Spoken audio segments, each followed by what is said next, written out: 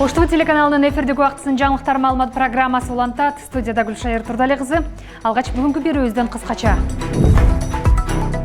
Ош шаарында эл суранган аймакка балдар аянтчасы курулат. Биринчи чечимди кабыл алдык. Экинчиси срочно биз бюджетке киргиздик. Жакшынакай детский площадканы тез арада баштайбыз. Ош облусунда 200 үйдү сел каптап, электр жарыгы өчтү. 55 турак жайдын короо сарайлары жана жертөлөлөрү атайын техника жана мотопомпалар менен сел суулары сордулуп чыгарылды. Кыргызстанда ай сайын берилүүчү бала ырысы жөлөк пулу расмий түрдө мыйзамдашты. Кара сууда 21 жаштагы келин өз үйүндө асынып каза болду. Эми айып пулдар фото далили менен жөнөтүлөт. Ошто коопсуз шаардын экинчи баскычы менен 116 камера иштеп жатат. Штраф алгандан кийинкисинде ал айдоочу ал жерде жол эреже бузбай калат да. Оштогу Курманжандатка аймактык башкармалыгынын жашоочуларынын көп жылдан берки өтүнүчү аткарылып, заманбап балдар ойноочу аянтча курулат. Учурда эскиздик долбоору даярдалып, жергиликтүү бюджеттен каражат бөлүнгөн. Анда заманбап футбол жана баскетбол аянтчалары салынат. Буга чейин балдар ойноочу аянтчага көп кабаттуу үй курулары тууралуу маалымат жашоочулардын нааразычылыгын жараткан. Мындан улам шаар мэри маселени жеринен көрүп, турак-жай куруу боюнча келишимди жокко чыгарды. Кененирээк кабарчыбыз Толубай Бурханбеков айтып берет. Бул аймактагы балдар эми кумда эмес, заманбап жаңы балдар ойноочу аянтчада ойноп калышат. Мында өзүңүздөр көргөндөй эскелеге жеткен балдар ойноочу аянтча бар. Ош шаарынын мэрі Жанарбек Акаев бул жердеги жергиликтүү тургундар менен жолукканда тез аранын ичинде бул жерге жаңы балдар ойноочу аянтча курууну тиешелүү жетекчилерге тапшырган болчу. Курулуш иштери июнь айында башталат, анда 3 ай аралыгында бүткөрүү пландалып жатат. Мында футболдук аянтча, баскетболдук аянтча, ошондой эле атайын эс алуучу жайлар да каралган. Бул аймакта 24 көп кабаттуу үйдө 1300дөн ашуун батир бар. Анда жашаган 2000ге жакын бала бир гана оюн аянтчасында ойнойт. Бирок анын эскилиги жетип, көп жылдардан бери каралбай калган. Буга чейин аянтчанын жер тилкеси жеке менчикке өтүп, жергиликтүү тургундар соттошуп да келишкен. Кийинчерээк көп кабаттуу үй курулаары тууралуу келишим түзүлгөнү аныкталгандан кийин жашоочулар нааразычылыгын билдирип чыгышкан. Мен 3-4 мэрге жолугуп, могу жерде бир нерсе кылып бергиле, крас зона кылып, оңдоп жашына кылып бергиле. Алар только ушу краскалап коюп кетип калат да. Анан кийин эч ким ала албайт, бул муниципальный жер деп. Маселени жеринен көргөн шаар мэри көп кабаттуу ипотекалык турак жай куруу боюнча келишимди жокко чыгарды. Ал эл суранган аймакка заманбап балдар аянтчасын куруп берүү боюнча жетекчилерге тапшырма берди. Жаңы аянтча балдардын коопсуз жана ыңгайлуу эс алуусуна шарт түзүп, аймактын инфраструктурасын жакшыртууга өөлгө болот. Анан сиздер кайрылдыңыздар. Биз ушу элдин кайрылуусун эске алып, сөзсүз түрдө. Анан бул азыр келип көрүп кеттик. Ал келишимдердин баарын жокко чыгардык.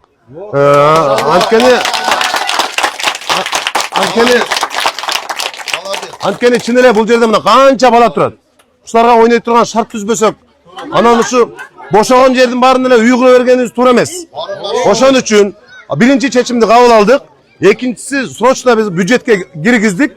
Жакшынакай детский площадканы тез арада баштайбыз. Учурда капиталдык курулуш башкармалыгы тарабынан эскиздик долбоорлор иштелип чыгып, тургундарга көрсөтүлдү. Жашоочулар долбоорду толук жактырып макулдугун беришти. Анда футбол жана баскетбол аянтчалары, чуркоо зонасы, ошондой эле видео байкоо камералары каралган. Курулуш иштери июнь айында башталып, 3 айдын ичинде бүткөрүлөт. Проект боюнча бул жерде булардын суранычы боюнча футболный поле, воркаут, баскетболный полелер каралган. Алардын баарын кылып беребиз, заман талабына ылайыктуу кылып. Азыр элдер суранычы боюнча бул жерге дагы бегой дорожка кылып бергиле дейт. Круг кылып бегой дорожка кылып берет, анысын дагы карап, бекке киргизип беребиз. Жашоочулар балдар ойноочу аянтчанын курулуш иштерин тездетип берүүнү суранышууда. Ошондой эле алар жер тилкесинин документтерин толук мыйзамдаштырып, расмий түрдө балдар ойноочу аянтча макамын берүүнү өтүнүштү. Себеп мен айтып атпаймынбы, могул тегеректе 24 көп кабаттуу үй, 1300 квартира. Балдардын саны 18ге чейинки 4,5-5 миңге чукул болот. Андан сырткары мына ылдый жагында жер үйлөрдө дагы ошол жактагы балдардын дагы себеп бул чөлкөмдө мына глобус тарапта деле, башка тарапта деле башка чоң, ири мындай балдар аянтчасы жок. Жазындасы жамгыр башталганда мындан көлчөктөр болуп калат. Кышындасы тайганак болот. Улуу киши да ушул жерге чыгып эс алышат. Балдардын ойногон неме оюндар мындай аянтчасы начар. Тез арада бүтүргөнү жакшы да, бизде Ош шаары боюнча эки эле жерде президенттин указы бар, олимпийский виды спортун көбөйтөбүз депчи. Ошого биз олимпийский, анан командный спорт көбөйтүш керек болуп атат да бул негиздечи. Анан Ош шаары боюнча баскетбольный площадка эки эле жерде бар экен. Заманбапта мына баскетбольный мына жерде бар эле, мына турат. Жарымы жок калды. И баскетбольный, волейбольный, и футбольный бардыгын жайгаштырса болот. Айрыкча жаш балдар ойной турган мына кумуусту болсом жок кылды. А мунага ким сыйгаланса өтө бир жерлери жаракат алып атат. Майда балдардынчы мына. Буга чейин аталган жерге балдар ойночу аянтча куруу маселеси кала башчысынын эл менен жолугушууларында да көтөрүлгөн. Быйыл шаар аймагында жаңы 4 балдар ойночу аянтча курулат. Анын басымдуу бөлүгү Кош каржылоо долбоорунун алкагында ишке ашырылат. Толбай Бурканбеков, Залкар Токтосун уулу, Ош ТВ жаңылыктары. Ош шаарында жол инфраструктурасын өнүктүрүү, жол кырсыктын алдын алуу иштери ыраттуу жүрүп жатат. Мэр Жанарбек Акаев Кооператив менен Наваи көчөлөрүнүн кесилишинде заманбап айланма жолдун курулушун жеринен көрдү. Анда Наваи көчөсү тарабынан 6 тилкелүү жол каралып, ал эми Кооператив көчөсү, Осмонов көчөсү тарапка карай кеңейтилип, 6 тилкелүү форматка өткөрүлүүдө. Жаңы альтернативалык багыт катары Көчкөнов көчөсү ачылып, ал аркылуу жаңы базарга түз кирүү мүмкүнчүлүгү түзүлөт. Шаар башчысы жолду сапаттуу куруп, мөөнөтүндө бүтүрүү тапшырмасын койду. Айланма жолдун жалпы диаметри 25 метрди түзөт. Ош облусунда катуу жааган жамгырдан улам сел жүрүп, жалпы 184 үй зыян тартты. Айрым турак үйлөрдүн ичине чейин сел суулары кирсе, кээ бирлерин короо жайын, эгин талааларын каптаган. Өзгөчө Кара Суу районунун Сарыколот айылында абал курч, мында 1 турак үй жана 6 сарай авариялык абалга келип, 48 баш койду сел суулары агызып кеткен. Учурда кырсык катталган жерде куткаруучулар жана атайын техникалар тынымсыз иш алып барууда. Эшиктин алды бассейн болуп филактанган үстү көрүнүп калыптыр да. Эшикке чыгат суу ошондо жерден. Сели 3 саат, 2,5 саат, 3 саатка чозулду да. Суу бара-бара азайды. Айыл өкмөткө Катуу жааган жамгырдын кесибетине улам Кара Суу районунун Сарыколот айылында 50ден ашуун турак жайларга сел суулары кирип, мындан сырткары социалдык объекттерге чейин зыян келген. Катуу келген сел мал жандыктарга чейин агызып, эгин талааларына чейин жууп кеткен. Учурда өзгөчө кырдаалдар министрлигинин кызматкерлери жеринде иштеп, тазалап жатышат. Табигый кырсык 25 май күнү түнкү саат 2 чамасында катталган, караңгыда каптаган селдин кесибетинен Сарыколот айылында 1 турак үй жана 6 сарай авариялык абалга келип, кыян 48 баш койду агызып кеткен. Тургундар колдон келген аракетин кылып, калган мал мүлкүн сактап калууга жетишишкен. Кыйкырып балдарымдын көдөрдүн дагы жетелеп бири-бирибизди. Корктук. Каяка башыбызды билбей свет өчүп калды. Анан мына жактан малканалар эме алганда тарактап эме алганда коркуп кеттик да. Мына жакка карап эле басып кете бердик. Бири-бирибизди жетелеп суу вообще басканга эме жок. Өтө каттуу болду. Эми ушуга кичине бизге жардам берип койсо, үйлөрүбүзгө суу кирди. Вообще дем алганга болбойт киргенгечи. Мындан сырткары Асанчек, Кыргызчек, Падаван, Жаңарык, Жарууз айылдарында да сел жүргөн. Мындан улам райондо өзгөчө кырдаал режими киргизилип, кырсык катталган жерлерде жарандык коргонуу кызматкерлери күчөтүлгөн тартипте иштеп жатат. Селдин кесепеттерин жоюуга атайын техникалар тартылып, учурда үйлөрдүн ичиндеги сууну сордуруу жана жолдорду тазалоо иштери жүрүүдө. Сели 3 саат, 2,5 саат, 3 саатка чозулду да. Суу бара-бара азайды. Айыл өкмөткө звона кылдык. Айыл өкмөттөн келди Осадырдан. Айыл башчылары келди, олар ам сүрөткө тартып кетишкен. Келишипчи, мындай тооктор, жөжөлөр бар эле, актып, шундайынан шер суу болду да, полный шундайынан агызып сеткалар жаткызып кетти. Нарагынан жаткызды мына бактын сеткаларын. Табигый кырсык Карагулжа, Өзгөн жана Араван райондорунда да катталып, бир нече айылдарда каптаган. Ал аймактарда да тазалоо жана калыбына келтирүү иштери күчөтүлгөн тартипте өткөрүлгөн. Кыяндан кийин келтирген чыгымдарды тактоо иштери алып барылууда.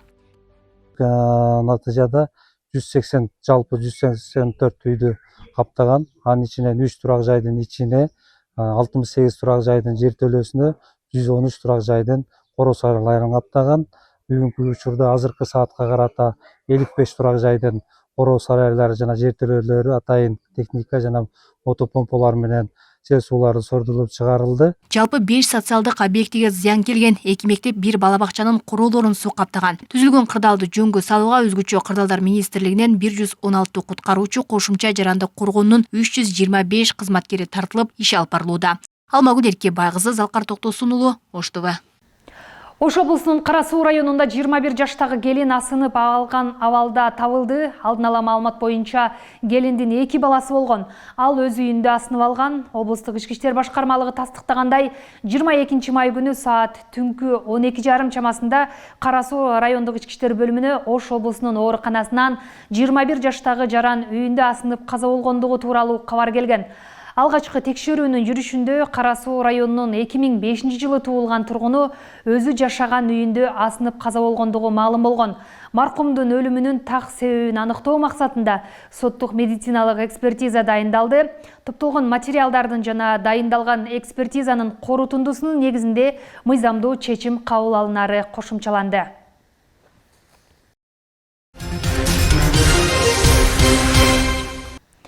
Абайлаңыз айдоочу. Ошту коопсуз шаар долбоорунун 2-чи баскычы менен 116 камера иштеп жатат. Мындан ары айдоочулардын айып пулу кагаз менен эмес, фото далил менен жөнөтүлөт. Учурда коопсуз шаардын камералары 10дон ашуун жол эрежесиндеги бузууларды тактап жатат. Кырдаалдык борбордон кабарчыбыз маалымат алып келди. Ош шаарындагы жол кыймылы дал ушул санариптик мониторинг жүргүзүү борборунда алаканга салгандай көрүнүп турат. Бул жерде жол эрежесинен сырткары коомдук коопсуздук дагы 24 саат бою тыкыр көзөмөлдө. Каладагы коопсуз шаар долбоору жол эрежесинин бузуунун 10дон ашуун түрүн каттап жатат. Ал эми жакында эле түндүк тиркемеси аркылуу айдоочулардын айып пул кагазы эле эмес, фото отчету дагы кошо келе баштады.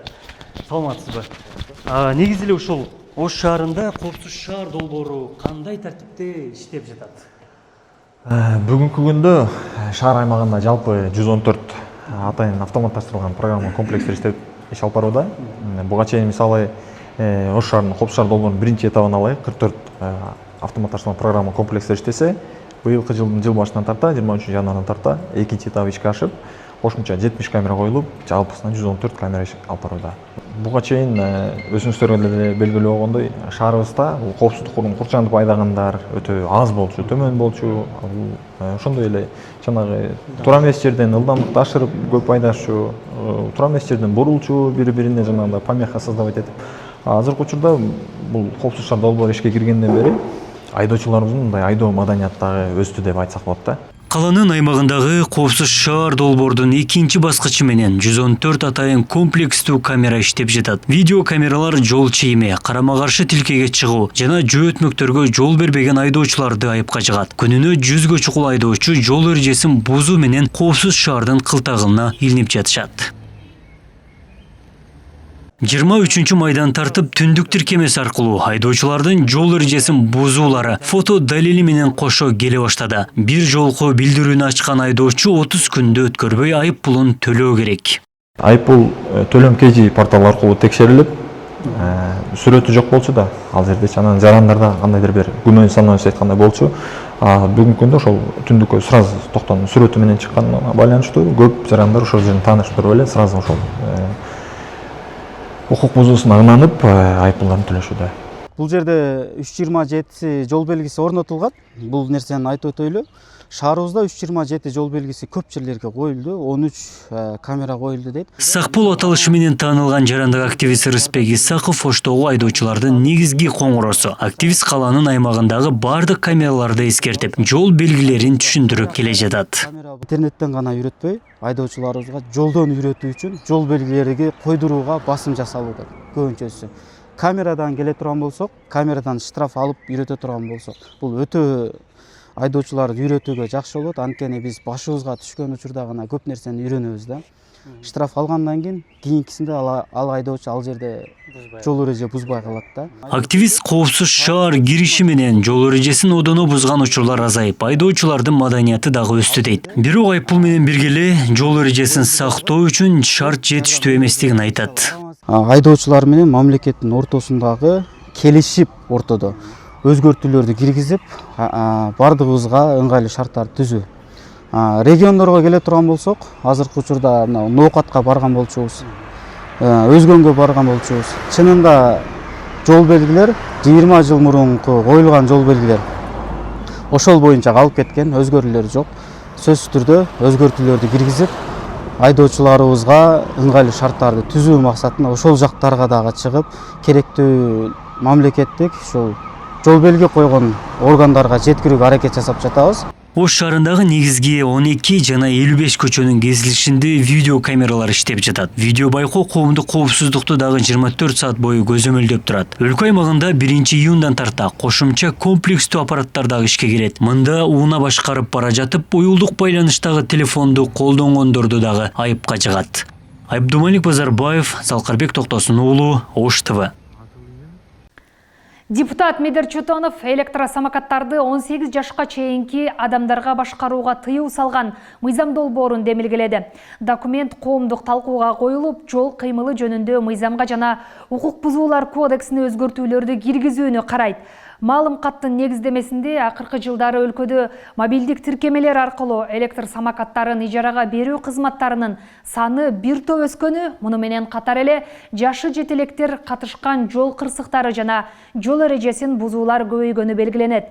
Өспүрүмдөрдүн башкаруу көндүмдөрүнүн жоктугу алардын өздөрү үчүн да, башка жол кыймылынын катышуучулары үчүн да коркунуч жаратат. Мыйзам долбоору компанияларды 18 жашка чыга элек адамдарга электр самокаттарын колдонууга жол бербөөгө милдеттендирет. Ошондой эле колдонуучулар милдеттүү түрдө идентификациядан өтүшү керек. Жашы жетелектерге мындай каражаттарды башкарууга жол бергендер үчүн административдик жоопкерчилик белгилөө сунушталууда. Жеке жактарга 200 эсептик көрсөткүч, башкача айтканда 20 000 сом, ал эми юридикалык жактарга 55 000 сом өлчөмүндө айып пул салынат. Кыргызстанда ай сайын берилчү бала ырысы аттуу жаңы мамлекеттик жөлөк пул расмий түрдө мыйзамдаштырылды. Тиешелүү документке президент Садыр Жапаров кол койгонун маалымат кызматы билдирди.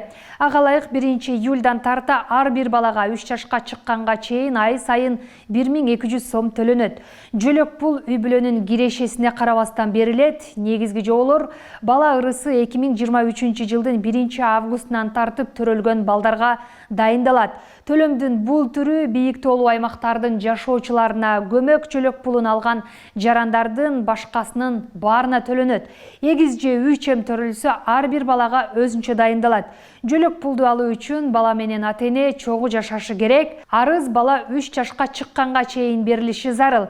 Эгер акча 6 ай бою алынбаса, төлөм токтотулат. Мыйзам эрте курактагы балдардын тамактануусун жакшыртуу, жакырчылыкты азайтуу жана жаш үй бүлөлөрдү колдоо максатында иштелип чыккан. Мындан ары президенттин облустагы өкүлдөрү жылына 2 жолу калк менен жолугушуу өткөрүүгө милдеттендирилди. Тиешелүү жарлыкка президент Садыр Жапаров кол койгонун маалымат кызматы кабарлады. Ага ылайык бул жолугушуулар жарандар менен түз байланыш түзүү жана жергиликтүү маселелерди ыкчам чечүү максатында киргизилүүдө. Жарлык расмий жарыяланган күндөн тартып күчүнө кирет. Маалыматта өлкө башчысы апрель айында Ош облусуна болгон иш сапарынан кийин мындай чечимге келгенин белгилеген. Азыркы тапта жергиликтүү бийлик өкүлдөрү жерлерде эл менен жолугушууда. Президент Садыр Жапаров алардын көйгөйүн жеринде чечүүнү тапшырып, бул багытта ишти аксаткандар жазаланаарын эскерткен. Ал эми элди бул жолугушууларга активдүү катышууга чакырган. Октябрь-ноябрь айларында ушундай эле форматтагы жолугушуулар кайрадан уюштурулат. Анда май-июнь айларында көтөрүлгөн маселелердин чечилген-чечилбегени текшерилет. Ноокатта жарым кылым мурда салынган мектеп ушул күнгө чейин бир да жолу оңдолгон эмес. Каракой айылындагы билим уясы авариялык абалга жеткенине карабай, миңдеген жаш өспүрүмдөргө билим берип келатат. Тоо койнундагы бул дүйшөндүн мектебиндеги сабактарга кабарчыбыз Абдумалик Базарбаев катышып келген. Алдыдагы сюжетте кененирээк баяндалат. Ооба, балдарыбыз üşүбөш үчүн азыр деле от жагабыз. Өзү мамлекет тарабынан 25-не чейин жагылды, марттын 25-не чейин жагылды. Андан бери өзүбүз эме кылып жагып атабыз, суук болгон эмес.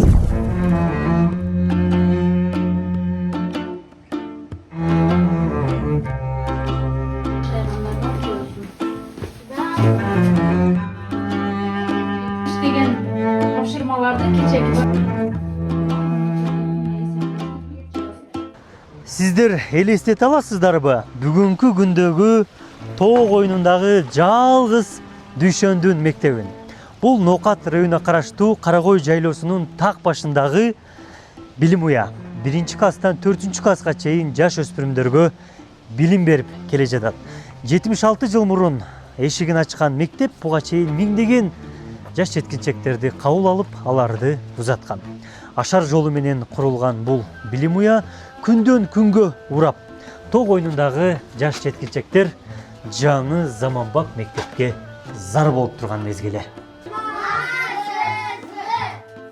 Карабой башталгыч мектеби 1952 жылы ашар жолу менен курулган. Ошол күндөн бери элеттеги 80ге чукул кожолуктун жаш жеткинчектери билим алып келе жатат. Мектепте 1-класстан 4-класска чейин жалпы 24 бала окуйт. Алардын басымдуусу мектеп осогосун аттаган тестиерлер. Бул эки канада эки смена окутабыз балдарды.